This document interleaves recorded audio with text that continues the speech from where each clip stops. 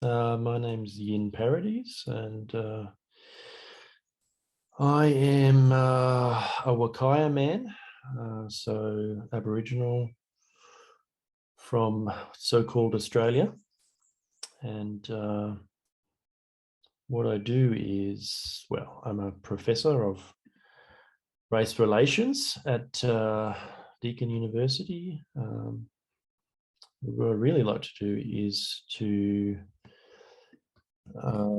learn and share about decolonisation. Would be what I'm mostly about. Also, obviously, work on racism and anti-racism and those sorts of things. So I'm very interested in the colonial nature of modern societies and how to understand and kind of move in a different direction to how that's been going for the last decades or centuries or millennia. Yeah, so for me, that's about trying to form different ways of relating, I would say, and different approaches to kinship. And yeah, we can talk more about that if you like. Yeah, I'd love to hear more about what all of those really entail. But I'd first like to ask you, how was it that you came into this work? Well, I guess it's been, well, it hasn't been a very linear journey. I guess, academic interest started very early, but they've changed a lot from when I started university. I was studying theoretical physics, and then I moved into mathematics and computer science and public health and medical statistics and social epidemiology when I started becoming interested in racism and the impacts of racism on health. And I guess I've been delving in some ways deeper into the underlying conditions that regenerate isms like racism in our society. And that's where I came across decolonisation and what that means as I would say, a more foundational aspect of trying to address, isms of various kinds in society. So I have had a few guests who also have talked about decolonization, but I always would like to start by asking you quite a big question of, what does decolonization mean to you? And that might mean going back a bit and talking about colonization beforehand. Yes, it may indeed. Well, it's obviously one of those, a bit like anti-racism, which I've also worked on for a while. It's one of those terms that's obviously a negation of something else. So I think that it would be useful to talk about colonization. Traditionally, colonization is an idea that's applied to the last 500 years or so of human societies. But for me, the kind of conditions of colonization, which is not the full story. There's kind of, I like to talk about a modernity, so modern societies really, and they are very colonial, but they're also very patriarchal, and most of them are also very capitalist at this point, and all of those things are intertwined. All of those aspects are intertwined. But for me, the whole sort of foundation of the colonial modernity that we find ourselves stuck in at the moment is a kind of combination of strong focus on hierarchy, on individualism, on exploitation, competition, and really a very pervasive kind of a co-modification of people, of time, of places, of what we now call resources. That's a kind of worldview or ontological approach to modernity, I'd say. But also it's about the way we respond to things. So whether that's societal problems, we respond with a lot of attempts at control and conformity and even coercion and compliance to what we define as problems. And emotionally, I think there's a very much a psychodynamic aspect to modernity, which leaves us, many of us, feeling often emotions like fear and anxiety and guilt and shame, and sometimes also cynicism and greed. And we have a tendency in modern colonial societies to do a lot of comparisons, a lot of judgments, even condemnation and alienation of others in our society, mostly other humans. So this is kind of what I would say are the conditions of what you could call colonial modernity. And I would say some key aspects of what you could call decolonial perspectives, or Indigenous perhaps perspectives, we can talk about how those things are related but different, would be a profoundly different worldview and underlying approach to life. So it would be something like a recognition that nothing is complete, entirely controllable, nothing is perfect, unlike this colonial approach to progressive towards perfection, but that everything is, or all is alive, sentient, relational, and sacred. And that means feeling into a world that's in some ways is inherently mysterious. It's not completely indexable or understandable to us, but we can learn, of course, to perceive and inhabit and commingle and grow with what I would call the living cosmos. So it's very much about deep relationships and kinship with others, so much so that you start to question that kind of separation and that individualism, that deep individualism of modernity. And it's about becoming more embodied, more conscious, more other emotions like love and respect and wisdom and humility. And importantly, as I said before, recognizing that we are all part of this living cosmos that's very much emergent and complex and self-organizing, and not in any sense dead matter, which I think is part of a strong aspect of colonial modernity, is that kind of strong human exceptionalism where we think that we are the only ones who are kind of conscious or intelligent or creative or capable of feeling and thinking even. So yeah, that would be for me some of the contrasts, I guess, between what you could call colonial modernity and kind of decolonial indigeneity, perhaps. Yeah, I like that. So it's going much deeper than some of the stuff I encounter under decolonization, right? Which is reclaiming our Indigenous language, or reparations, and all that is important as well. But you're talking about the real sense of being in the world, and undoing that story of separation, right? So I'm wondering, because I am involved with a lot of eco psychology and the work that reconnects, and so this idea is, the backbone of it, I suppose, that our modern society has convinced us that we're separate from nature, and that the living world is a dead resource, as you said. And then there seems to be a bit of debate about sort of, when did things change? Was there a time when humanity was all living in harmony with the earth and then it changed overnight? Was it the agricultural revolution that changed things? And it might or might not be the important question of sort of when did things go so wrong, but I'm wondering what it is that you would normally teach.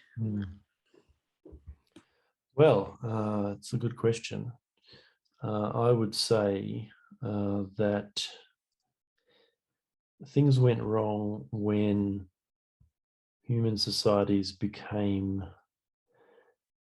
stuck in a form, focused on form instead of flow, and it wasn't agriculture, it wasn't any particular technology as we understand it, technology and material advance or development that caused this to happen. It was actually it was a kind of combination of social technologies that seemed like a good idea at the time, but have turned out to be not so great. So I'm talking about really three things. One is the way that we have embedded violence in our societies within relations of care. So whenever we say things like, I know what's best for you, I'm doing this for your own good, or you made me do this and now I have to teach you a lesson of some sort. These things happen everywhere from patriarchal nuclear families to heads of state. They say things like this.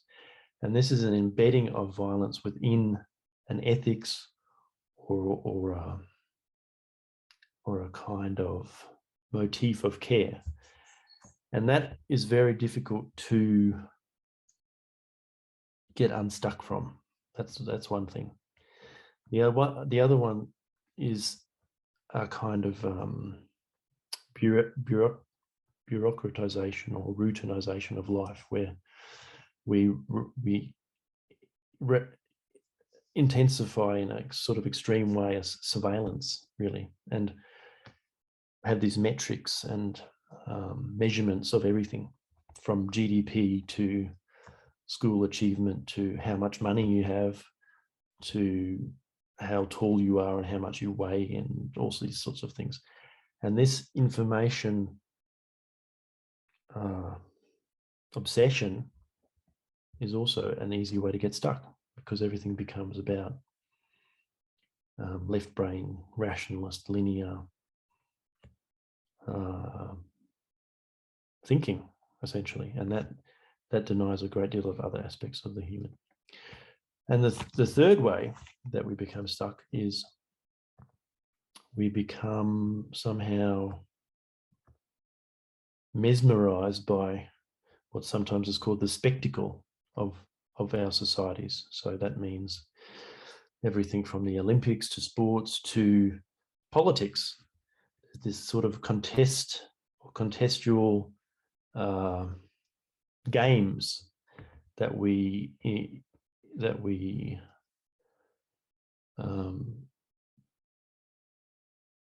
pour in a lot of meaning to those games, but they're not really about, for example, democracy. They're not really about a participatory, egalitarian, involved, embodied politics.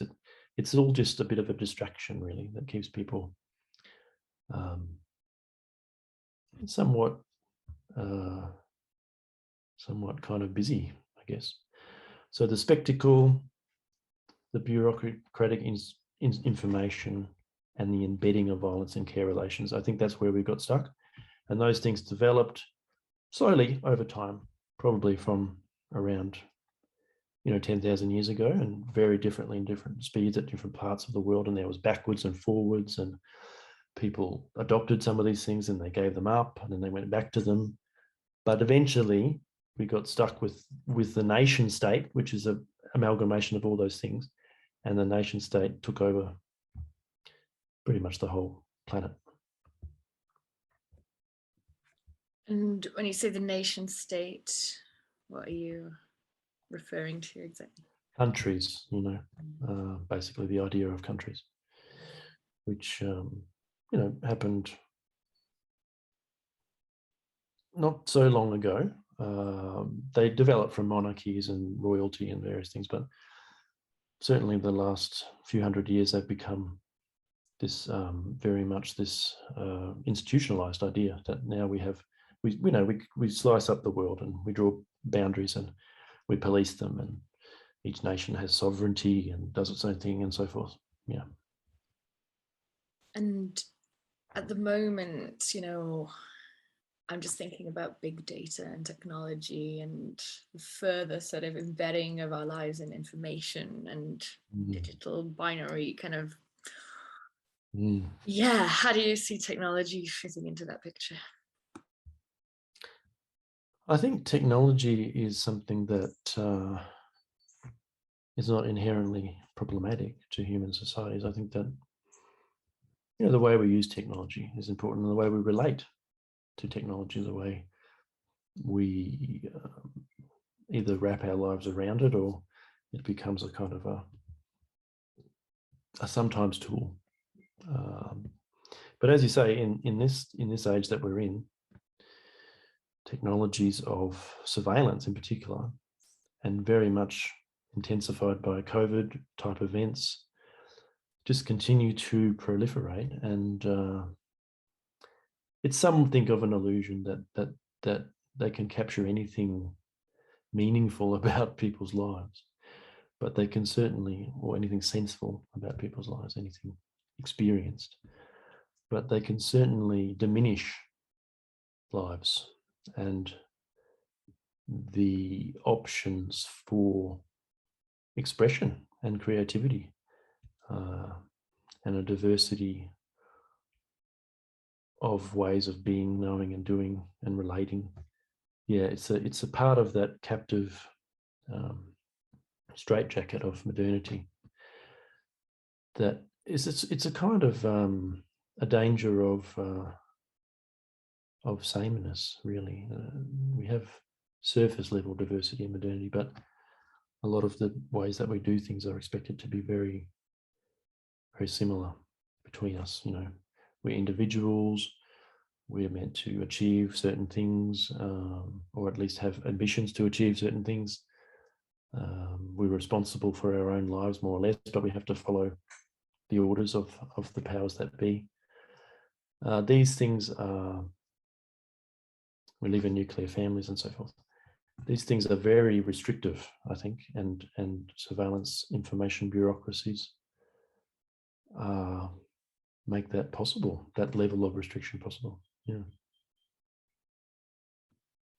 Yeah, what strikes me as a sort of thread through that whole story is just a need for control, right? And even in my question of when did this start, it's like that need for a specific piece of information, because what that helps me feel like I have more control over this big chaotic story.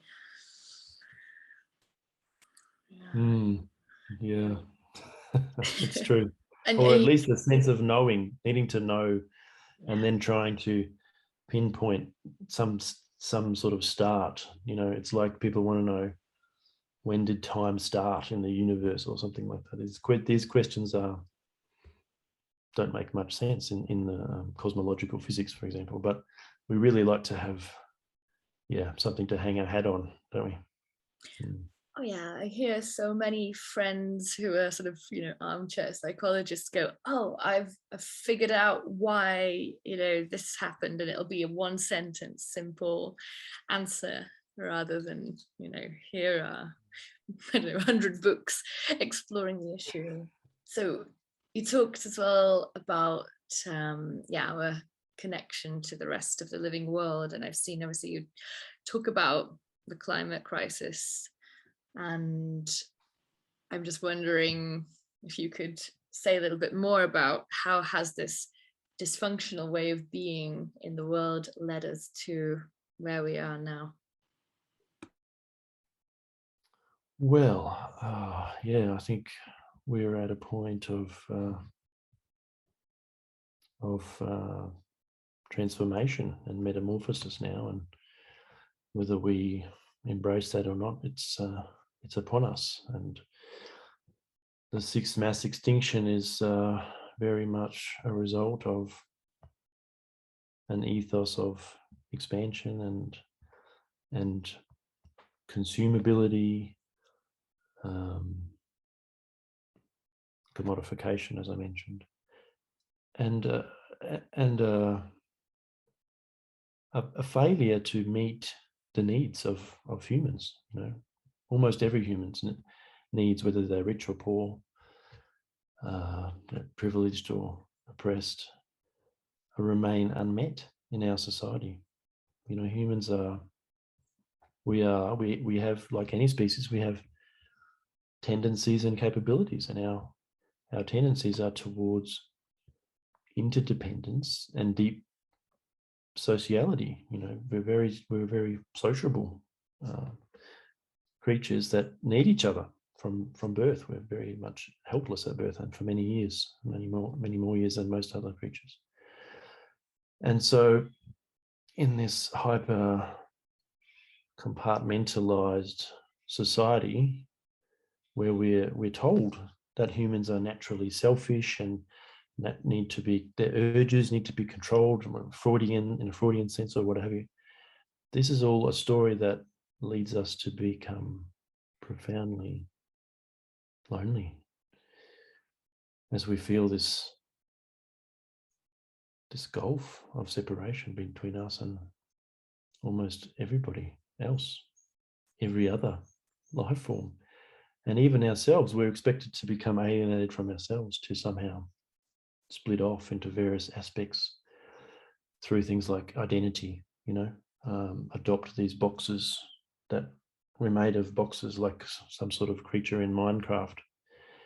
And this is where it's led us, this artificial, both artificial scarcity and artificial greed, stemming from an emptiness, not a generative emptiness, but a destructive sort of emptiness that is there because our society is fundamentally unhealthy for us. Yeah. So that emptiness, which we're told, even in Buddhism, is just part of the natural consequence of not being enlightened, right? Or we're told it's part of human nature to feel that. And would you challenge that and say, well, actually, that is not how it's supposed to be? I don't think it's part of human nature at all. I think it's a direct product of thousands of years of being stuck in a society like this. What's a quote that I read recently? In some ancient societies, you may have been more likely to be shot by an arrow than you would be today.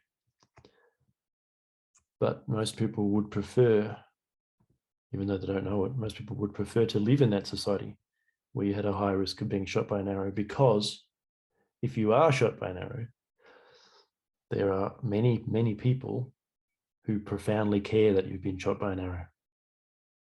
That's something that few people today could say. Yeah.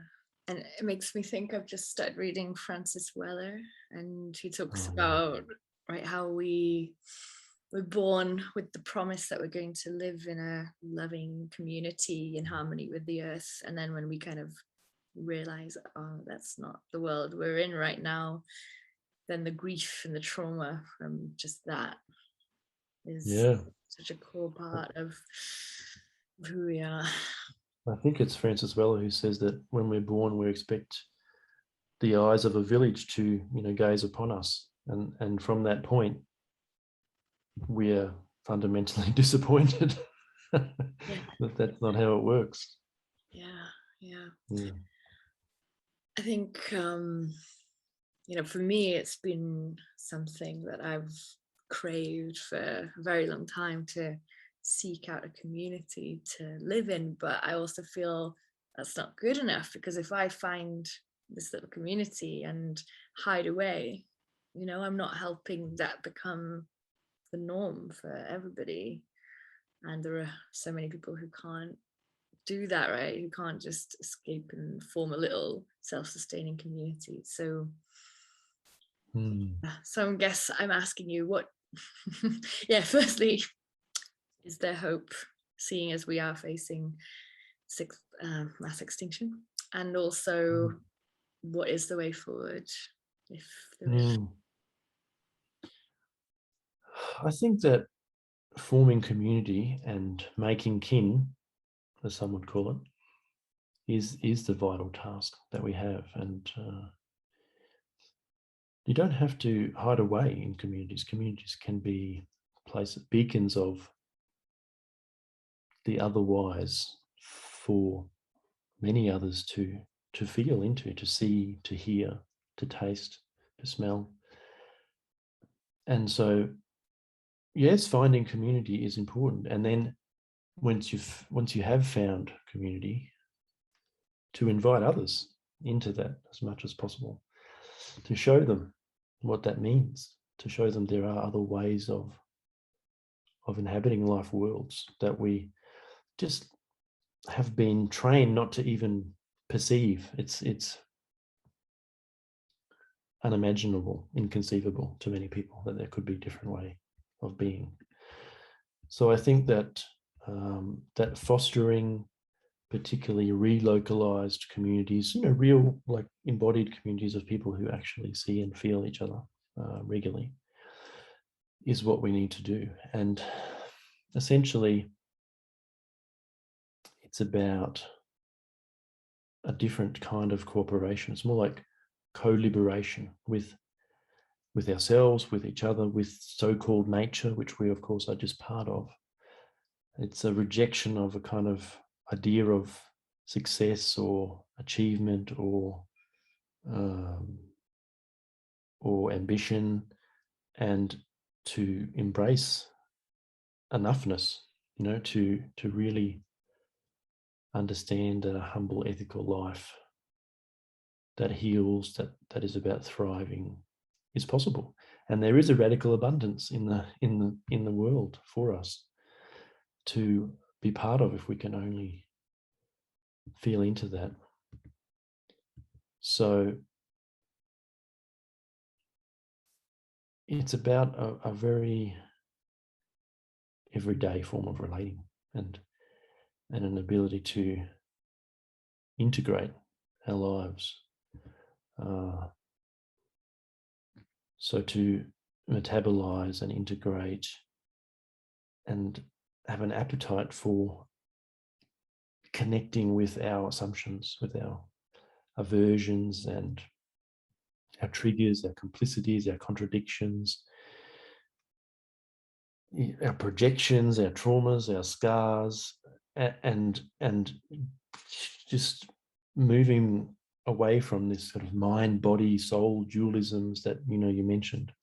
This idea of enlightenment, this idea that we can go somewhere else, that we can transcend to a different realm. This is, you can perceive and inhabit other realms, but it's not somewhere else. This is it here on our planet, and we need to really feel much closer kinship with all of our other life. And how do our actions impact on the world? What are the consequences of that? How can we integrate that as well? So it's about making life that's much more tangible, that you can feel. It's not long global supply chains where you have no idea where you're getting your needs met from. It's about making things tangible, making things gritty and messy and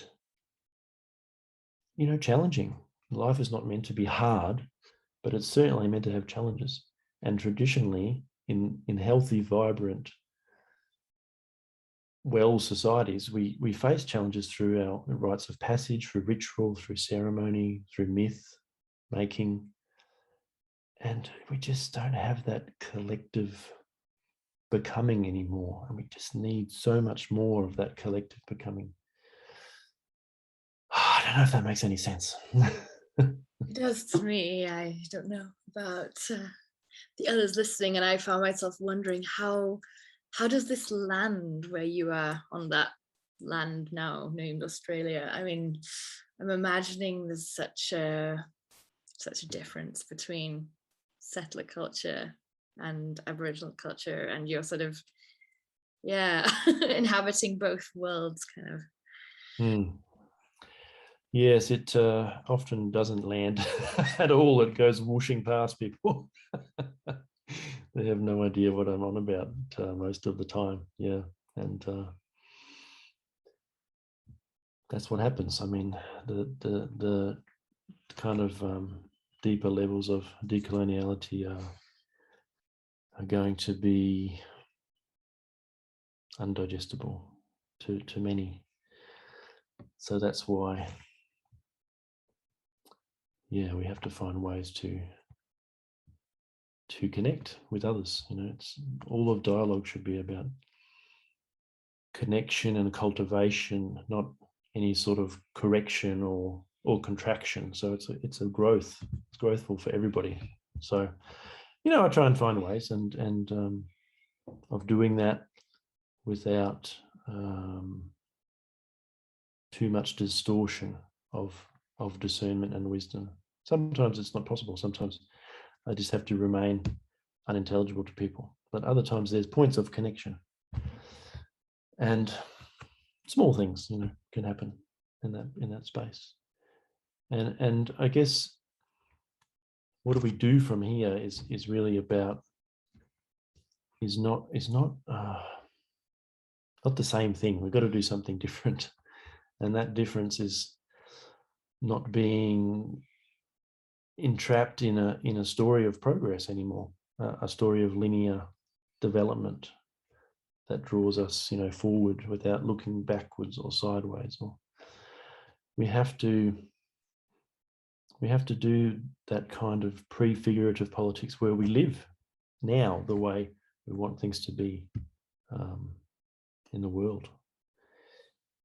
And so it's letting go of the incrementalism. You know, it's not, change doesn't have to be linear. It doesn't have to take years or decades. Something can happen outside of that sense of clock dissected unit time. And so transformation, metamorphosis, you know, they happen more easily in times of crisis, but they can be sudden. People have sudden realizations, epiphanies, revelations, and then they become different to how they were before. And so don't get too caught up on the outcomes. Just be in the flow, be in the process of connecting deeper with yourself and with everybody else, feeling into your own self-possession, your own vitality, your own wildness. You know, a lot of this stuff is about wildness. You know, we're trying to really feel the cage that we're in, the cage of colonial modernity, and then find ways to open that door for people. Yeah. Yeah, I can see it's another trap to go, oh, but how do we wake everyone up? How do we get to this outcome, right? And what is that outcome? What does that look like? There's always this sort of pinnacle that exists that nobody really can tell you what it is. Yeah. But just to be awake is enough. You don't have to try and wake anyone up. Being awake is disruptive, and often, as you'll know, certainly if you have children, being awake often wakes other people up. No trying required. yeah. So finally, I just want to ask you if you can say a little bit more about the context of where you are at the moment, because you are the first person I've talked to over in Australia, and obviously the impression I get of the politics there is not great.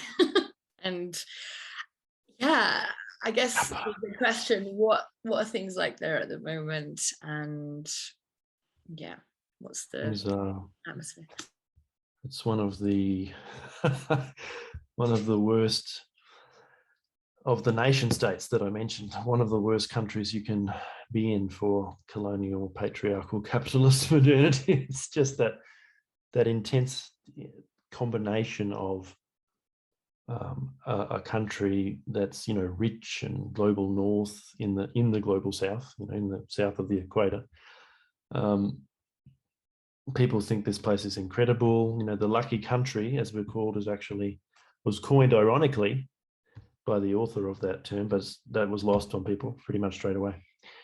So we think we're fantastic. We have a lot of money to throw at, resources to throw at the surveillance information bureaucracy, which is very dangerous. We have particularly uninspiring spectacle, contextual politics, and we have so much colonial violence that's embedded in our history ever since the formation as a penal colony. It's just been this intensity of control, of paternalistic care, that, you know, somebody knows best how we should run this show. No Bill of Rights, no suggestion that we need rights of any sort. It's pretty tragic, I'd say. Yeah. Yeah, it's no Bill of Rights. I mean, then again, the UK doesn't actually have a constitution, so, you know, nothing is too surprising, I suppose. Yes, yes. Yeah. But you at least have a depth of history of something else, you know. When you start as a convict, land of convicts, it's not a good place to start from. Yeah, so what kind of future do you see for this land? Well, the future, as some people like to say, white Australia has a black history, because of course, you know, Aboriginal people have lived here for 60,000 years. Well, that's how long we've lived here for. But I like to say that Australia also has a black future, because we're going to, by necessity, have to find ways of balancing our human needs with the ebbs and flows of so-called nature. Obviously, that's, you know, part of the problem Australia is, you know, industrial agriculture, destruction of, you know, loss of topsoil, destruction of ecosystems, you know, often some of the worst in the world. So it's a matter of, probably through crises of various sorts, droughts and bushfires and floods and so forth, of actually being able to radically vary how we understand ourselves and our place on this continent. So we're heading towards a black future, in the sense that we need to indigenize and we need to decolonize. But it won't be through spectacle politics. It won't be through elections or royal commissions or policy documents or practice guidelines. It'll be through something else much more local, much more organic, much more emergent, that forms a kind of fractal network of support and co-liberation. That's how things will happen pretty much everywhere, but they certainly will here. It'll be a bottom up type of activity. I'm just looking at the time now. I have a lot of things I'd like to ask, but yeah, is there anything else that you would like to share or to say? Anything else?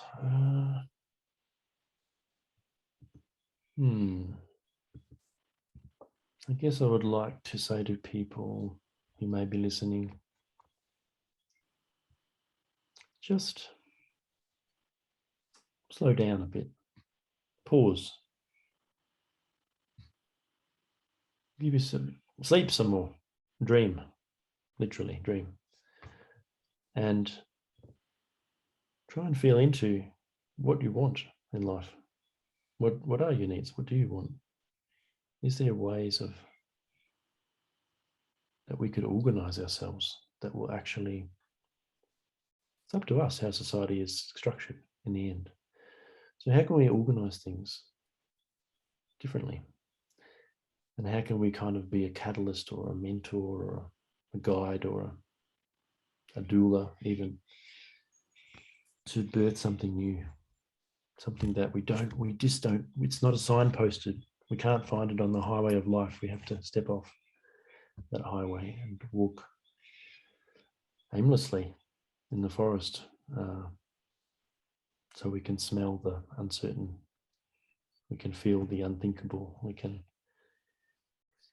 bang our shins on the imperceptible, and in that way we can actually find each other and find our brothers and sisters, which are, of course, all the other species of life on Earth.